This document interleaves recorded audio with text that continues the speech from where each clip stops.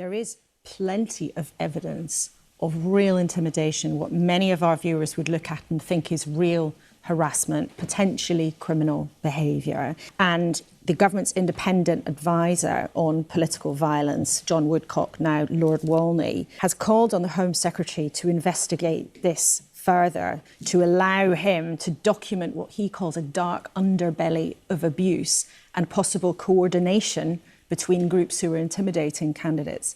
Do you think that people... True. Yeah, you know what's really similar to a presidential assassination attempt? Asking MPs questions on the street, on the campaign trail. These are identical, by the way, chat. When you go up to a parliamentary candidate who's trying to campaign and ask them why they didn't vote for a ceasefire, that's exactly the same. People who were trying deliberately to intimidate MPs may have been doing so in a coordinated manner.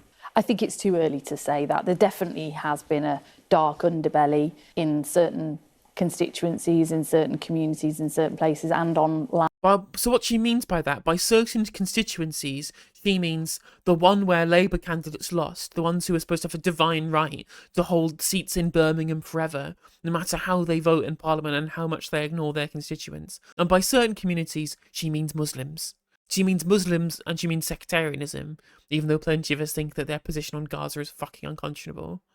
During this election, I've seen it myself. I saw it not just in this election, but in the local elections and those before it. Our security minister, our new security minister, Dan Jarvis, has been speaking to every individual affected over this campaign. The Home Secretary is looking at these issues. The Speaker has been very clear about it as well. We have put in place a lot of extra security measures, but we've got to look at this in the round. Where is this coming from? Where is this hate being spread? How is it being spread? What does it lead to? The dehumanisation of politicians, and where that is veering into harassment, intimidation, and in some cases violence. That, as you say, individual incidents on their own may not cross a criminal threshold, but taken together are a disturbing, worrying pattern that we need to tackle. But we've heard from Kim this morning already, it's 8 years since Jo Cox was killed. I know she was a close friend of yours as well as Kim's sister. She doesn't think that progress is being made. And we have heard from our politicians time and again, yes, we must take this seriously.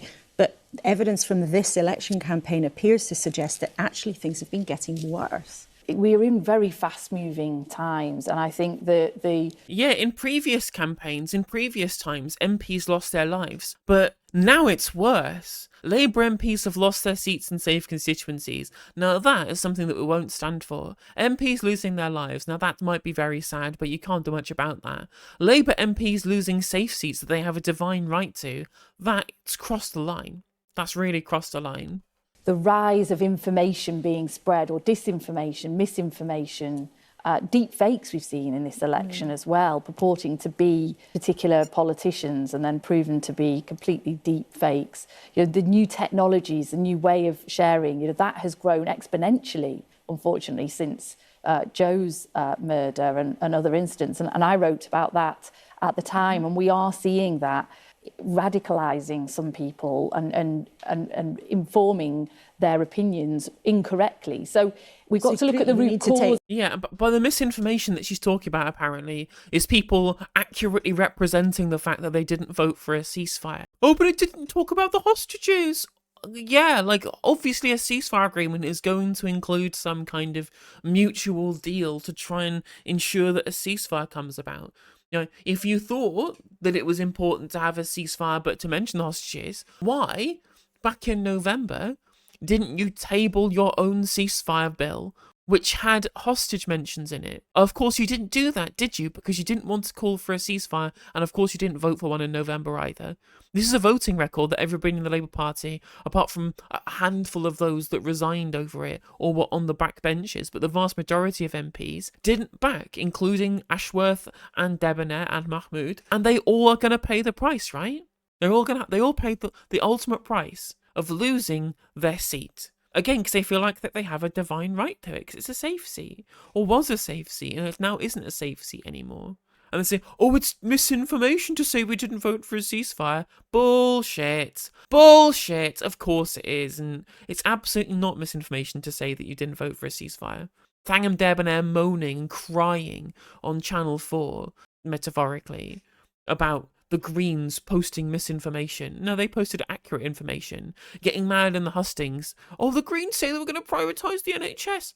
Streeting explicitly said they wanted to go further than Blair on NHS privatisation. I'm sorry. Just complete nonsense. Complete, utter nonsense. Bullshit.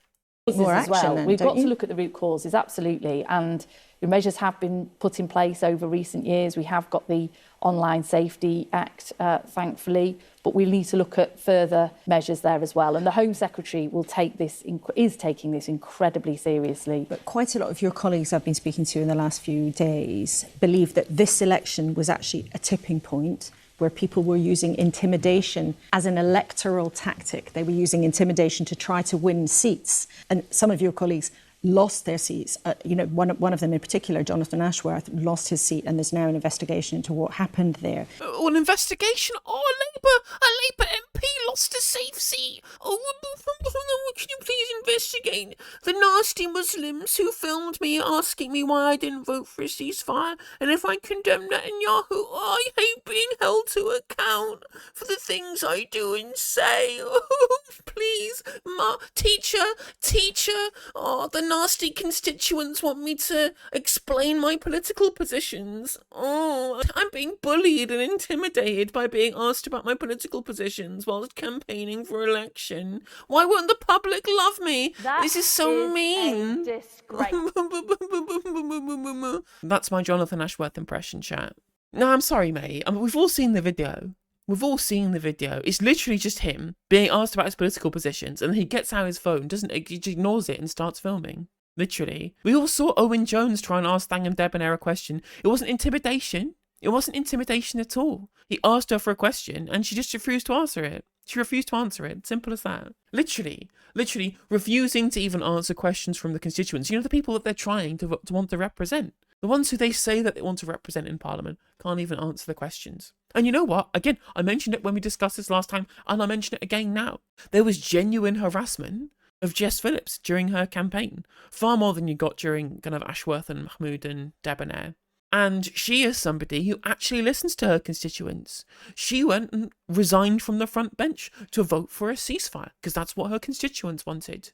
She's been out trying to help people in Gaza, because that's what her constituents want, and therefore she is still in the House of Commons, because she doesn't believe she has a divine right to her seat. Jonathan Ashworth, reporting is to be believed, goes off to mosques and expects people to vote for him. Makes all these disparaging comments about people from Bangladesh in a predominantly South Asian community in a seat that he lives in and is standing for. And suddenly, it's all like, oh God, I feel so bullied and intimidated that I've lost my seat. You pissed off this whole community, mate. Tough shit. Anyone would have thought maybe if you have a massively South Asian community in your seat, pissing off Bangladeshis might be a bad idea, Jonathan. Just endless hubris from these people. Do you think that this election, we saw something new? We saw intimidation as an electoral tactic, not just people wanting to have a go at an MP? It is evolving all the time, and I've seen some of the footage relating to Jonathan Ashworth and other of my colleagues, Rushanara Ali, others have been subject to that, and those things are being looked at, and there are some questions, very serious questions to answer there. And I think the police need to also, I mean, the police in Greater Manchester in my area took these issues very seriously when they were reported. I don't know that that was the case across all police forces, but I think upholding our democracy, because this is not about individual politicians seeking. That's true. That's absolutely true in chat there, saying that all their intimidation tactics is just what people did to Jeremy Corbyn. Yeah, why isn't it not bullying and intimidation when whole packs of reporters descend upon Islington North to corner Jeremy Corbyn and tell him to condemn Hamas? And of course he did do that. He actually answered the questions and did condemn them. He didn't just pull out his phone and say, oh, the press are bullying me. He said, no, I do condemn these. I condemn all attacks. I've given you my answer. I will answer this question, even though the way that he was treated by the press is far worse than the way in which members of the public, the constituents, the Jonathan Ashworth and Messrs. Khalid Mahmood and Debonair, in the same way that Messrs. Ashworth, Debonair and Mahmood refused to engage with their constituents over issues of utmost importance. That's far worse what the press did to Corbyn. That they call it bullying and intimidation. No, mate, we suck that shit up. Sympathy or wanting more security. This is a fundamental issue about upholding our democracy, people being able to freely vote for who they want to vote for, people being able to stand for election with Brodie G, who was harassing Jess Phillips, genuine question.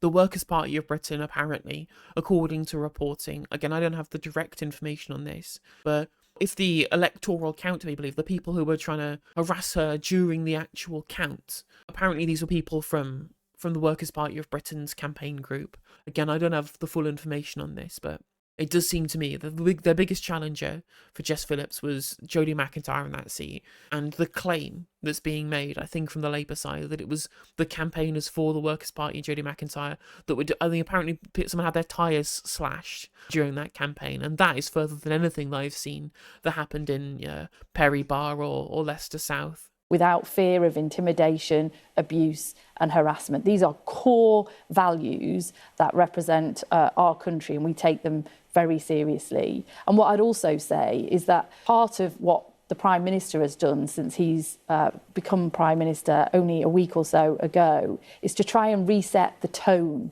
of the political debate in this country. He is governing for everybody, no matter who they voted for, every part of the country. He wants to... Apart from trans people, of course. Not governing for trans people, are you, Keir? Pointing Wes Streeting to take away medication from them. Yeah, that's governing for everybody. On top of Jonathan Ashworth and Thangam Debonair complaining that constituents didn't vote the way that they should do by voting for somebody else in the seats that they feel like they have a divine right to. Another MP who lost their seat, which is Khalid Mahmood from Birmingham Perry Bar, lost his seat to a barrister called Ayub Khan. He used to be a member of the Liberal Democrats but ran as an independent on a pro-Gaza ticket. Again, aggrieved with the idea that the seat that he's held for over a decade might go to somebody else because of the decisions that he's taken and the votes that he's done and the things that he said. Aggrieved that somebody might hold him to account for his political positions because he disagrees with his constituents. He's now on LBC complaining to Lewis Goodall that illegal actions took place, that they broke the law in campaigning in this constituency, again, crying to the referee over losing legitimately to a candidate who appealed to the constituency more than he did, how elections are supposed to work. Well, let's listen to see what he has to say on this matter. So you're saying there was intimidation in your constituency. What sort of intimidation? How did that manifest itself? What happened? Well, people were harassing some of the people that were going out, people pushing them away, taking leaflets off them and tearing them up. There's one constituent, a lady who was pulled at a polling station by these people standing. We had nobody standing at any of the polling stations. They had loads of people standing literally at the gates of the polling station, which is legally permitted. You must be 20 metres away from the gates of the polling station. But the police, we reported a huge amount of instances, but the police weren't able to respond or react to it. And by and large, I think we've got to if we are to sort our democracy out, we have to sort the policing resource, but the policing attitude as well, where they seem to think that politicians it's okay to do this sort of thing. I've complained many times to the police about my personal attacks on me, not just now, but this time.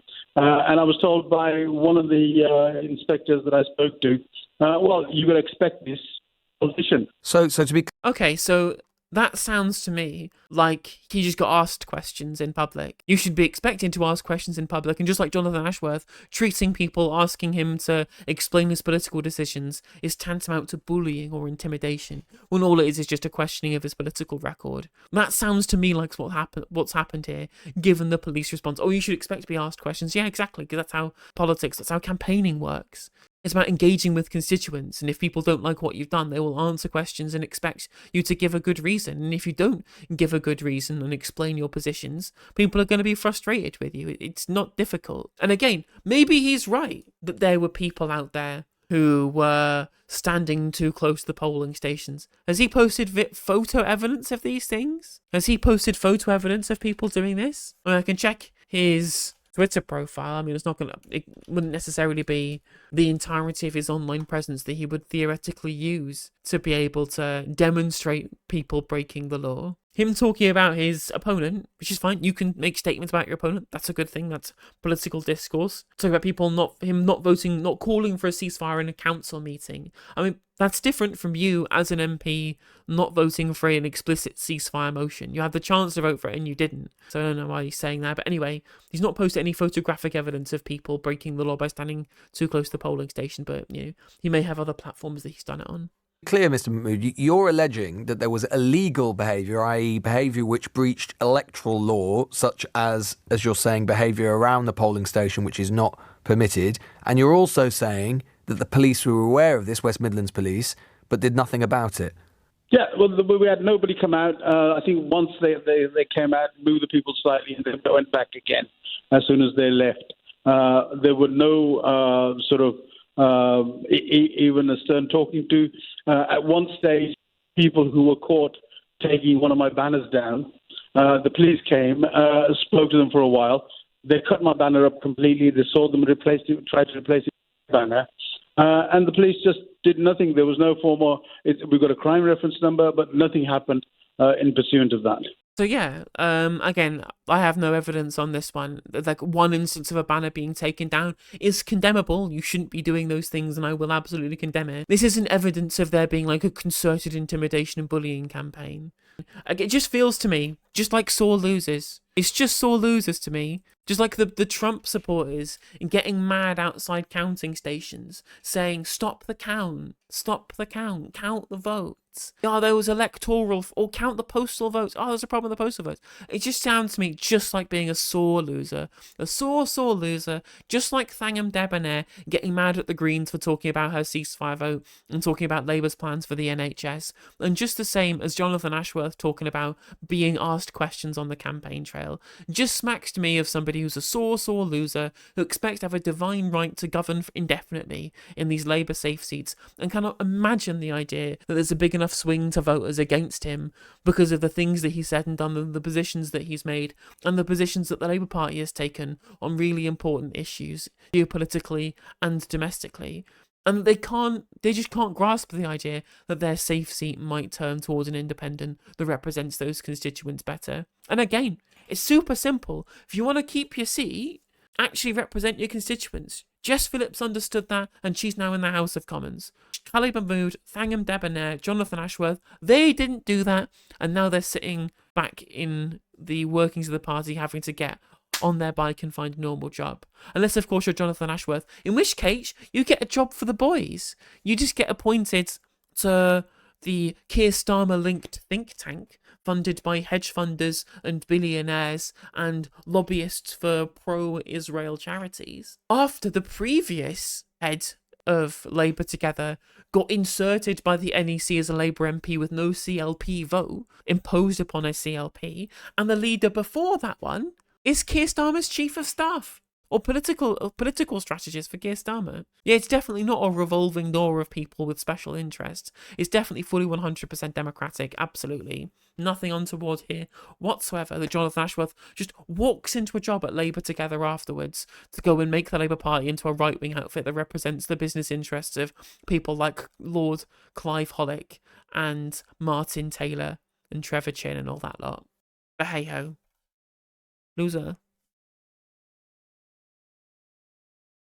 Hey there, if you enjoyed the video, make sure that you like and leave a comment. That helps the video out in the algorithm. If you subscribe and ring the bell, it'll let you know when I go live. I stream every day on YouTube and Twitch. You can also follow all of my socials down in the description. And if you want to support me in a more financial manner, there's a join button for memberships. It's just 99p to be a member on YouTube, as well as a Patreon, and there's some merch there as well. And hopefully I'll catch you on the next video. Take care.